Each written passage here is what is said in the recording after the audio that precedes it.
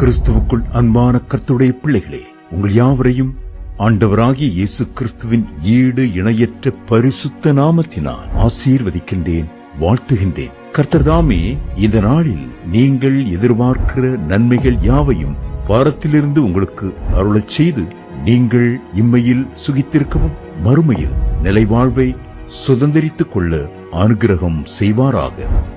வாரம் ஒரு மிஷனரி என்கிற தலைப்பில் இந்த வாரம் நாம் பார்க்க இருக்கிற மிஷனரியின் பெயர் ராபர்ட் மோரிசன்.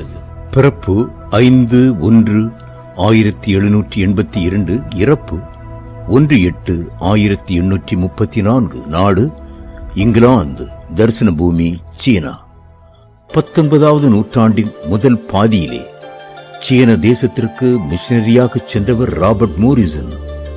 கர்த்தரை உத்தமமாய் பின்பற்றின வேதத்தின் காலேப், இந்த மலைநாட்டை எனக்கு தாரும் என்று ஜெபித்தது போல உலகிலே அதிக கடினமான பணிதளத்தை எனக்கு தாரும், அங்கு உமக்கென்று ஊழியம் செய்வேன் என்ற மோரிசனின் ஜெபத்திற்கு ஏற்ப சுவிசேஷம் வெளிப்படையாக சொல்ல அதிக தடை இருந்த சீன தேசத்தில் 25 வருடம் பணிபுரிந்து பல கடின பாதைகளை கடந்து சீன மொழியில் வேதத்தை முதலாவது மொழிபெயர்த்து அழியாத கிறிஸ்துவின் வார்த்தையை சீன மக்களின் கரத்தில் தந்தவர் மோரிசன்.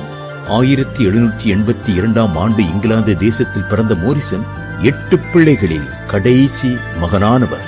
தனது தந்தையின் காலணிகள் செய்வதற்கான மர அச்சுகளை உற்பத்தி செய்யும் கம்பெனியில் சிறு வயதிலிருந்தே உதவி வந்தார் மோரிசன்.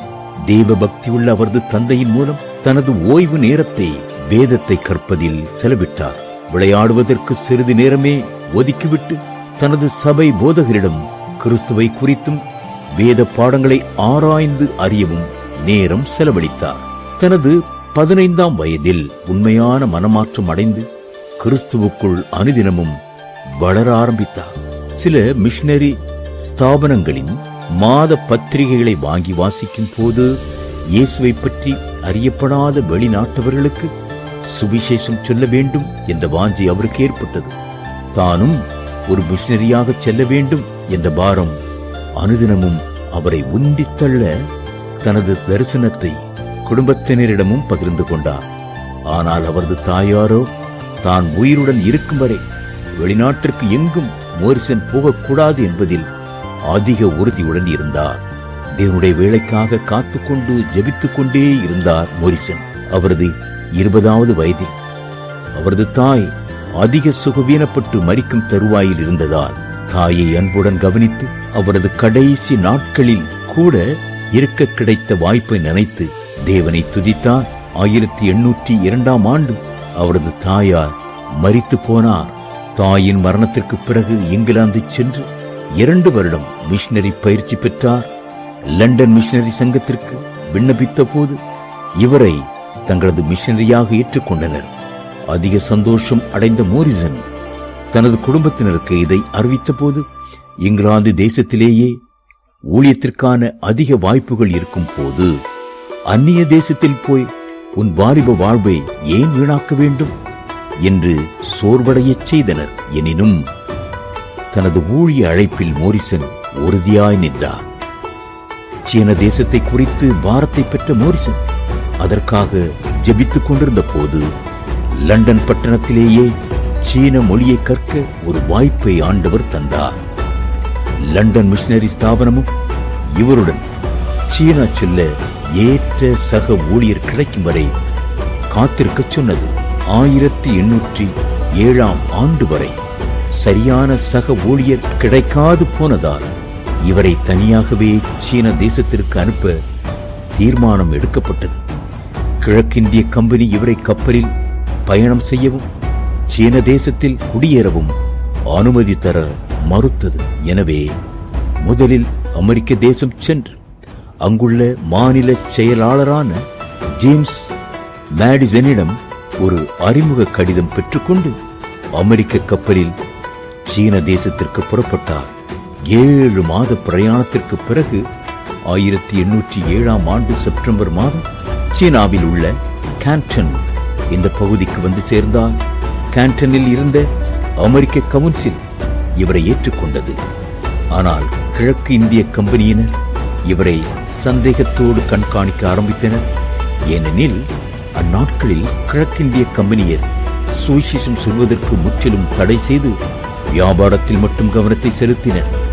எனவே மோரிசனுக்கு சீன மொழியை கற்பது கூட அதிக ரகசியமாக செய்யப்பட வேண்டியதாயிற்று. சக ஊழியர் கூட இல்லாதது அதிக தனிமையை உணர வைத்தது. வீட்டிலிருந்தும் கடித தொடர்பே இல்லாதது அவரை அதிகம் சோர்வுறச் செய்து தனது நண்பனுக்கு அவர் எழுதிய கடிதத்தில், நேற்று உன்னிடமிருந்து நான் பெற்ற 2வது கடிதம், ஆனால் இதுவரை நான் 200 கடிதங்களை எழுதியுள்ளேன். என் கடிதங்களை பெற்ற அனைவரும் அதிக வேலை பழுவினால் எனக்கு கடிதம் எழுத இயலவில்லை போலும் என்றார். சுவிசேஷத்தை வெளிப்படையாக பிரசங்கிக்க கூடாது என்ற தடை கான்டனில் இருந்த போதிலும் மோரிசன் தனது நேரத்தை வீணடிக்கவில்லை. 2 ரோமன் கத்தோலிக்க நண்பர்களை கண்டுபிடித்து அவர்களிடம் சீன மொழியை கற்றுக்கொள்ளச் சென்ற போது அவர்கள் ஒப்புதல் தெரிவித்த போதும், உமக்கு எங்கள் மொழியை சொல்லித் தருவதால் எங்கள் உயிருக்கு ஆபத்து உண்டு. அதிகாரிகள் எங்களை கைது செய்து கொடுமைக்கு ஆளாவதற்கு முன் நாங்களே எங்களை மாய்த்துக் கொள்ள எப்போதும் விஷம் வைத்துள்ளோம் என்றனர். இவர்களிடம் ஜெபத்துடன் மொழியை நன்கு கற்றுக்கொண்டு முதலில் சீன அகராதியை உண்டு பண்ணி ரகசியமாக வேதத்தையும் மொழிபெயர்க்கலானார். கான்டன் வந்து 18 மாதத்திலேயே சீன மொழியில் அகராதியை ஆயத்தம் பண்ணி தந்த மோரிசனை கிழக்கிந்திய கம்பெனியார் பாராட்டி அவருக்கு மொழிபெயர்ப்பாளர் என்ற பதவியை தந்து மாத வருமானமும் தர முன்வந்தனர். சீன தேசத்தில் வாழ்ந்து வந்த இங்கிலாந்து மருத்துவரின் மகளான மேரி மார்டனை திருமணம் புரிந்தார் மோரிசன். சீன தட்பவெட்ப நிலையில் மேரி அதிக சுகவீனமடைந்து 1815ஆம் ஆண்டு தனது 2 சிறு குழந்தைகளுடன் இங்கிலாந்து போக நேர்ந்தது. அதிகமான வேதனையுடன் அவளுக்கு பிரியாவிடை கொடுத்து அனுப்பிய மோரிசன் தன்னுடைய முழு நேரத்தையும் ஊழியத்தில் செலவிட்டார். 6 வருட பிரிவுக்கு பிறகு மேரியும் பிள்ளைகளும் 1821ஆம் ஆண்டு சீன வந்த போதிலும் சிறிது நாட்களிலேயே மேரி சுகவீனமடைந்து மரித்து போனார். 9 வயது மகள் ரெபேக்காவும் 7 வயது மகன் ஜானும் மறுபடியும் இங்கிலாந்து தேசத்திற்கு கல்விக்காக அனுப்பி வைக்கப்பட்டனர். குடும்ப வாழ்வில் பல கஷ்டங்களையும் மனவேதனையையும் அனுபவித்த மோரிசன் பிள்ளைகள் போன பிறகு தனிமையில் வேதத்தை மொழிபெயர்ப்பதில் முழு கவனத்தையும் செலுத்தினார். சீன மொழியில் அவரது அறிவுத்திறன் வெகுவாக விருத்தி அடைந்தது.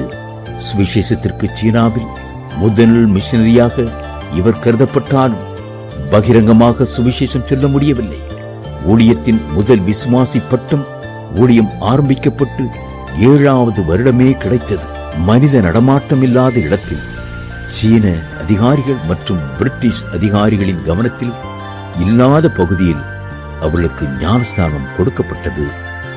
சீனாவில் வாழ இடம் கிடைத்ததே கிழக்கு இந்திய கம்பெனியரின் ஆதரவால் தான். கிழக்கிந்திய கம்பெனியர் இவரது சுவிசேஷ பணிக்கு அதிக தடையாக இருந்தனர். 1815ஆம் ஆண்டு சீன மொழியில் புதிய ஏற்பாட்டை மொழிபெயர்த்து வெளியிட்ட போது கம்பெனியர் மோரிசனை வேலை நீக்கம் செய்தனர். அதிக கவலையுற்ற மோரிசன் தேவனை பற்றி கொண்டு ஜெபித்த போது அவரது வேலை நீக்க உத்தரவு அமலாக்கப்படாமல் ரத்து செய்யப்பட்டது. மோரிசனின் சீன மொழி ஞானம் கம்பெனியருக்கு அவசியமாக இருந்தது. கிழக்கிந்திய கம்பெனியரின் அச்சுறுத்தலும் சீனாவில் இருந்த ஒரு சில கிறிஸ்தவர்களின் எதிர்ப்பும் இவரது ஊழியத்திற்கு அதிக தடையாக இருந்தது. எனினும் 1824ஆம் ஆண்டு வேதத்தை முழுவதும் சீன மொழியில் மொழிபெயர்த்து வெளியிட்டார். இங்கிலாந்து தேசத்திற்கு விடுமுறைக்கு சென்று 2 வருடம் அங்குள்ள பல பகுதிகளில் சீன தேசத்தின் தேவையை புரிந்து கொண்டு அதன் மூலம் மிஷனரியாக வர முன் வந்தவர்களுக்கு சீன மொழியை கற்றுக் கொடுத்தார். சீன பெண்கள் மத்தியில் கிறிஸ்து அறிவிக்கப்பட வேண்டிய அவசியத்தை எடுத்துக் கூறி தனது வீட்டிலேயே ஊழிய வாஞ்சையுள்ள பெண்களுக்கு சிறப்பு வகுப்புகளை நடத்தினார். அந்த வகுப்புகளில் பயின்ற அநேகர் பின் சீனாவிற்கு மிஷனரியாக சென்றனர். அவர்களில் ஒருவர்தான் சீனா சென்ற மிஷனரி மேரி ஆல்டர். 1826 ஆண்டு மறுபடியும் சீனா வந்து கேண்டன் பகுதியில் தனது பணியை செய்தார். சில கிறிஸ்தவ இலக்கியங்களையும் சீன மொழியில் மொழிபெயர்த்தார். இங்கிலாந்து சீனா தேசத்திற்கு இடையே உள்ள வியாபார தொடர்புகளுக்கு மத்தியஸ்தராக பணிபுரிந்தார். கம்பெனி வேலை, ஊழியம் என்று அதிக வேலை பழுவினார்.